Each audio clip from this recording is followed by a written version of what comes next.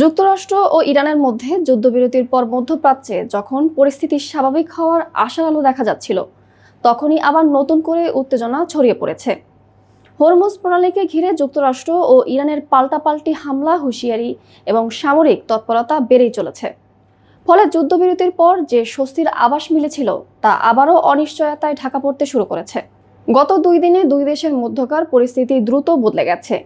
প্রয়াত সর্বোচ্চ নেতা আয়াতুল্লাহ আলী খামেনির শেষকৃত্যের মধ্যেই হরমুজ প্রণালীতে বাণিজ্যিক জাহাজে হামলার অভিযোগ তুলে ইরানের 80টির বেশি সামরিক লক্ষ্যবস্তুতে হামলা চালায় যুক্তরাষ্ট্র। জবাবে বাহরাইন ও কুয়েতের প্রায় 85টি মার্কিন সামরিক স্থাপনায় ক্ষেপণাস্ত্র ও ড্রোন হামলা করে ইরান। এরপরও থামেনি অভিযান। দক্ষিণ ইরানের বন্দর, বিমানবন্দর ও সামরিক অবকাঠামোতে দ্বিতীয় দফা হামলা চালিয়েছে যুক্তরাষ্ট্র।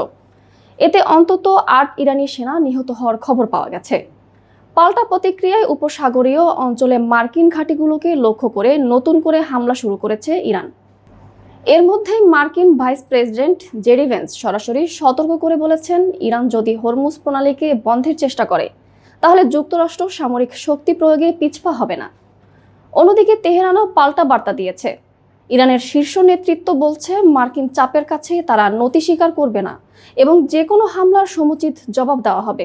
বিশ্লেষকদের মতে এখন সবচেয়ে বড় প্রশ্ন, ইরান কি সত্যিই হরমুজ প্রণালীকে চাপের হাতিয়ার হিসেবে ব্যবহার করবে? কারণ এমন পদক্ষেপ শুধু যুক্তরাষ্ট্রের সঙ্গে সংঘাত বাড়াবে না, বরং তেলের দাম, জ্বালানি সরবরাহ এবং বৈশ্বিক বাজারে বড় অস্থিরতা তৈরি করতে পারে। অর্থাৎ বর্তমান সংকট শুধু দুই দেশের দ্বন্দ্ব নয়, এটি এখন বিশ্ব অর্থনীতি ও জ্বালানি নিরাপত্তার সঙ্গেও সরাসরি জড়িয়ে গেছে।